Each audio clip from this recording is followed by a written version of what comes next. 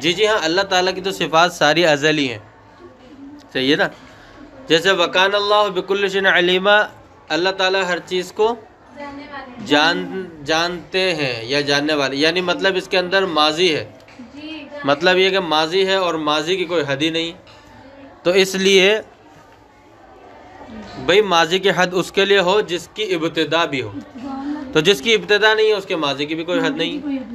وَكَانَ اللَّهُ بِكُلِّ شَيْءٍ مُحِيطًا، احاطہ کرنے والے اللہ تبارک و تعالی۔ یہ جو کانا ہے یہ کس بات پر دلالت کرتا ہے؟ ماضی پر۔ وَكَانَ اللَّهُ عَلَى ذَلِكَ قَدِيرًا، اللہ تعالی اس بات پر قادر ہیں۔ کب سے ہیں؟ کانا بتا رہا ہے کہ وہ ازل سے۔ وَكَانَ اللَّهُ سَمِيعًا بَصِيرًا، اللہ تعالیٰ سننے والے دیکھنے والے، کب سے؟ ازل سے۔ تو یہ آیت صاف طور سے واضح کرتی ہے کہ اللہ تعالیٰ کے صفات ازلی ہیں اور قائم بذات اللہ ہیں، کیونکہ یہ لوگ حادث کہتے ہیں معتزلہ جہمیہ، پھر معتزلہ کہتے ہیں کہ وہ از خود قائم ہے، اللہ تعالیٰ کی ذات کے ساتھ قائم نہیں ہے، کیونکہ اللہ تعالیٰ کی ذات کے ساتھ قائم مانے عیب لازم آئے گا، حادث کا ازلی کے ساتھ لازم آئے گا، اور جہمیہ کہتے ہیں کہ نہیں، حادث ہے اور قائم بذات اللہ ہے۔ تو اللہ تعالیٰ کے ہم کہتے ہیں اللہ تعالیٰ کے صفات ازلی ہیں اور قائم بذات اللہ ہیں۔ مسئلہ تصوف،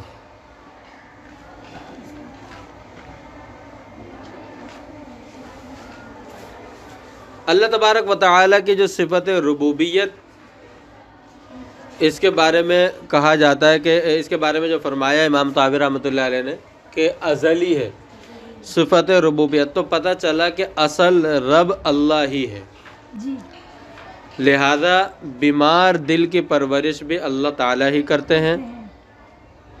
پھر اس کے لیے مختلف طریقے ہیں، یعنی وہ اسباب ہمیں اختیار کرنے ہیں، وہ اسباب اختیار کرنے کے ساتھ جو ہے اللہ تبارک و تعالی ہمارے جو بیمار دل ہیں ان کی پرورش اللہ تعالی کریں گے۔ جیسے ذکر و اذکار ہے، ذکر و اذکار کریں گے، علاج کریں گے، مگر اللہ تبارک و تعالی اس کی بیمار دل جو ہے اس کی پرورش اللہ تعالی کریں گے، اور اس کا علاج کون کرے گا؟ اللہ تبارک و تعالی اس کو صحت اور شفا عطا فرمائیں گے روحانی بیماریوں سے۔ اسی طرح اللہ کو یاد کرنا، اللہ تبارک و تعالی کو یاد کرنا، اور اسی طرح اللہ کے نازل شدہ کلام پاک کی تلاوت کرنا، کثرت سے استغفار کرنا، درود شریف پڑھنا، یہ ساری کی ساری چیزیں یہ بیمار دل کے اسباب ہیں، اس کی جو ہے علاج کے اسباب ہیں، لیکن اس کی پرورش اللہ تعالی کرتے ہیں۔ اسی طرح اللہ والوں کے پاس بیٹھنا، ان کی صحبت اختیار کرنا، جب اللہ والوں کے پاس بیٹھتے ہیں، ان کی صحبت اختیار کرتے ہیں، تو اس سے بھی اللہ تبارک و تعالی مردہ دلوں کو زندہ کر دیتے ہیں، بیمار دلوں کو شفا عطا فرما دیتے ہیں۔ اللہ تبارک و تعالی نے خود قرآن کریم میں فرمایا کہ یا ایھا الذین آمنوا اتقوا اللہ وکونوا مع الصادقین، کہ اے ایمان والو تقوی اختیار کرو اور صادقین کے ساتھ رہو۔ یہ اب صادقین کے ساتھ رہو کیوں؟ کہ صادقین کے ساتھ جو اپنے ایمان اور عمل میں سچے ہیں ان کے ساتھ رہو گے تو ان کے ساتھ رہنے کی وجہ سے ان کا اثر پڑے گا، ان کا اثر جی یا ایھا الذین آمنوا اتقوا اللہ وکونوا مع الصادقین، تقوی اختیار کرو اور سچوں کے ساتھ، صادقین کے ساتھ یعنی سچوں کے ساتھ رہو۔ صادقین مراد ایمان اور اعمال میں جو سچے ہیں، تو جب ان کے ساتھ رہیں گے تو ان کا اثر آہستہ آہستہ ان کا اثر پڑتا رہے گا۔ یہ بات ہے کہ جس کے ساتھ رہا جاتا ہے، اٹھنا بیٹھنا، مجلس و برخاست جس کے ساتھ ہوتی ہے اس کا اثر پڑتا ہے، ٹھیک ہے؟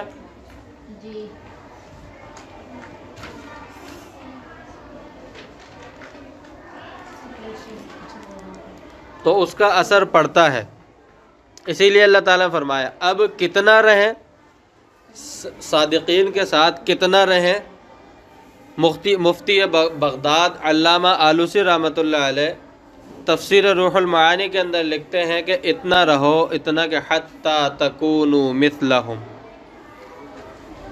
کونو حتی تکونو مثلہم، یعنی ان جیسے ہو جاؤ، اتنا رہو ان سچوں کے ساتھ، صادقین کے ساتھ، کہ ان جیسے ہو جاؤ۔ آگے بات سمجھ میں؟ اسی بات کو مولانا جلال الدین رومی رحمۃ اللہ علیہ فرماتے ہیں، جلال الدین رومی رحمۃ اللہ علیہ فرماتے ہیں یک زمانہ صحبت با اولیاء، یک زمانہ صحبت با اولیاء بہتر است 100 سال طاعت بیریا، صد بہتر است 100 سال طاعت بیریا، شعر ہے یہ جی۔ یک زمانہ صحبت با اولیاء، اللہ والوں کی صحبت میں تھوڑی دیر بیٹھنا بہتر ہے 100 سال کی نفل عبادت سے، یعنی 100 سال کی ایسی نفل عبادت جس میں کوئی ریا نہ ہو، اس سے بہتر ہے۔ آگے بات سمجھ میں؟ یک زمانہ صحبت با اولیاء، اللہ والوں کی صحبت میں کچھ دیر بیٹھنا بہتر است 100 سال طاعت بیریا، 100 سال کی بے ریا نفل عبادت سے بہتر ہے، اس لیے کہ نفل عبادت کرے گا اس کی نیکیوں میں اضافہ ہوگا، اللہ والوں کی صحبت میں بیٹھے گا تو اس کا ایمان پکا ہوگا۔ آگے بات سمجھ میں؟ اور جنت کا اور نجات کا مدار ایمان پر ہی، عبادت پر ہے، لیکن عبادت بھی تو جب قبول ہے نا کہ جب ایمان باقی ہو۔ اسی بات کو حضرت مجدد زمانہ حضرت مولانا شاہ حکیم محمد اختر صاحب نور اللہ مرقدہ، میرے شیخ جو ہے جی، حضرت مولانا حکیم محمد اختر صاحب رحمۃ اللہ علیہ جو میرے شیخ ہیں، وہ اسی بات کو ایک شعر میں فرماتے ہیں کہ اس کا فائدہ کیا ہے اور کیا کرنا چاہیے۔ بفیض مرشد کامل تو کر دے ہنس زاغوں کو، بفیض مرشد کامل تو کر دے ہنس زاغوں کو، ہا نون سین، ہنس کہتے ہیں کوا، اور ہنس کہتے ہیں، ہنس ایک پرندہ ہے بڑا خوبصورت، اور زاغ کہتے ہیں کوے کو، زاغ کہتے ہیں کوے کو، کہتے ہیں مرشد کامل کے فیض کی برکت سے اے رب تو کووں کو ہنس کر دے، ہنس پرندہ بنا دے کووں کو، ٹھیک ہے؟ ہنس پرندہ بڑا ہی خوبصورت سنا ہوا کرتا تھا، اور جو ہے پتہ نہیں اب نظر نہیں آتا، کہیں دیکھا ہی نہیں۔ تو بفیض مرشد کامل تو کر دے ہنس زاغوں کو، کہ وقف خانقاہ شیخ ہے دل و جگر اپنا، کہ وقف خانقاہ شیخ ہے دل و جگر اپنا، کہ اپنا دل و جگر تو بس شیخ کے اندر، شیخ کی اطاعت میں وقف ہے۔ خانقاہ کا مطلب ہے کہ شیخ کی اطاعت میں ہی وقف ہے، کہ جو شیخ بتا رہے ہیں اللہ تبارک و تعالی اور اللہ کے رسول صلی اللہ علیہ وسلم کی محبت، تو اپنا دل و جگر اسی پر وقف ہے۔ تو جی، عورتیں اصلاح تعلق اللہ والوں سے قائم کریں گی، اور خط و کتابت کے ذریعے سے، ان کے لیے بیٹھنا جائز نہیں ہے، خط و کتابت کے ذریعے سے وہ جو ہے ان سے رابطہ رکھیں گی اور ان سے اعمال اور رہنمائی لیتی رہیں گی۔ اللہ والے کون ہوتے ہیں یہ بھی آپ کو بتا دوں، کہ جو کبھی کسی عورت کے، نامحرم عورت کے سامنے نہ آئیں، ٹھیک ہے؟ جو کسی نامحرم عورت کے سامنے نہ آئیں، نہ اس کو اپنے سامنے بلائیں، اگر کوئی ایسے ہیں تو پھر وہ بس ڈرامہ ہے، یہ بزرگوں کا قول ہے، ٹھیک ہے نا؟ جو اگر عورتوں کے، نامحرم عورتوں کے، خواتین کے سامنے آتے ہیں تو پھر وہ ٹوپی ڈرامہ ہے، کیپ ڈرامہ کہنا چاہیے، ٹوپی تو نہیں، ٹوپی کے ساتھ ڈرامہ اچھا نہیں لگتا، کیپ پہنے ہوئے ہوتے ہیں جو ڈرامے بنانے والے ہوتے ہیں، تو یہ کیپ ڈرامہ ہے، ٹھیک ہے؟ یہ الو بنانا ہے، یہ لوگوں کو ٹھگنا، لوٹنا ہے۔ اور شیخ وہ ہوتے ہیں، یعنی صحیح پیر جو ہوتے ہیں وہ ہوتے ہیں کہ جن کے پاس بیٹھا جائے یا ان کو دیکھا جائے اذا رؤوا ذکر اللہ تو ان کو اللہ یاد آئے، ان کو دیکھ کر ان کے پاس بیٹھ کر اللہ یاد آئے، اپنے اعمال کی ہلکی سی بھی فکر اگر پیدا ہو جائے تو سمجھو یہ اللہ والے۔ یعنی صحبت کی جو تاثیر ہے یہ ایک فطری امر ہے، صحبت کی تاثیر ایک فطری امر ہے، اور صحبت اور ہم نشینی جو ہے یہ اپنا اثر کرتی ہے، یہ اپنا اثر کرتی ہے۔ صحبت کسی کی بھی ہو وہ اسی جیسا اثر دکھائے گی۔ ایک اور فارسی شاعر وہ اسی بات کو بتاتا ہے، صحبت صالح ترا صالح کند، اچھوں کی صحبت تمہیں اچھا بنا دے گی، صحبت طالح ترا طالح کند، بروں کی صحبت تمہیں برا بنا دے گی۔ صحبت صالح ترا صالح کند، کند کاف نون دال جی، صحبت طالح ترا طالح کند۔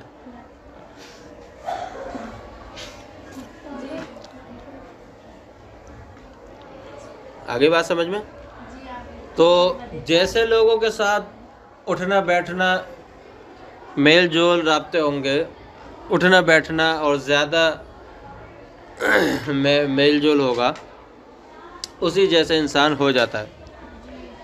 اسی وجہ سے حضرت تھانوی رحمۃ اللہ علیہ نے کامل متبع شریعت جو اولیاء اللہ ہوتے ہیں، کامل متبع شریعت کی کامل اتباع کرنے والے جو اولیاء اللہ ہوتے ہیں، ان کی صحبت کو حضرت تھانوی رحمۃ اللہ علیہ نے فرض عین قرار دیا ہے۔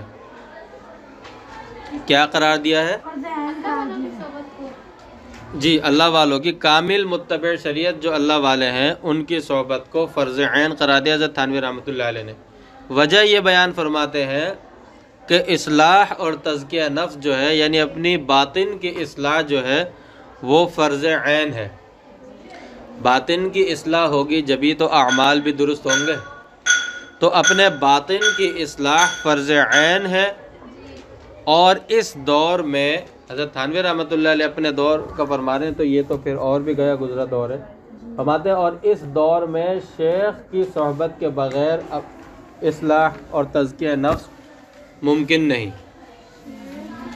اس دور میں شیخ کی صحبت کے بغیر اپنے باطن کی اصلاح اور تزکیہ نفس ممکن نہیں ہے۔ تو جب اصلاح اور تزکیہ نفس فرض عین ہے اور اس کا سبب اس دور میں شیخ کی صحبت ہی ہے، تو اس لیے شیخ کی صحبت اختیار کرنا کیا ہوا؟ فرض عین ہوا۔ ٹھیک ہے؟ اب پیچھے اللہ تبارک و تعالی کے دو لفظ استعمال ہوتے ہیں، خالق اور ایک رب۔ خالق کسے کہتے ہیں؟ خالق وہ ہوتا ہے جو کسی چیز کو عدم سے وجود میں لائے۔ خالق وہ ہوتا ہے جو کسی چیز کو عدم سے وجود میں لائے، وہ خالق کہلاتا ہے۔ اور رب وہ ہوتا ہے جو ایسی تربیت کرے کہ تمام مصلحتوں کا لحاظ رکھتے ہوئے بتدریج کمال تک پہنچا دے۔ رب وہ ہوتا ہے جو ایسی تربیت کرے جو تمام مصلحتوں کا لحاظ کرتے ہوئے بتدریج کمال تک پہنچا دے، بتدریج کمال تک پہنچا دے۔ آگے بات سمجھ میں؟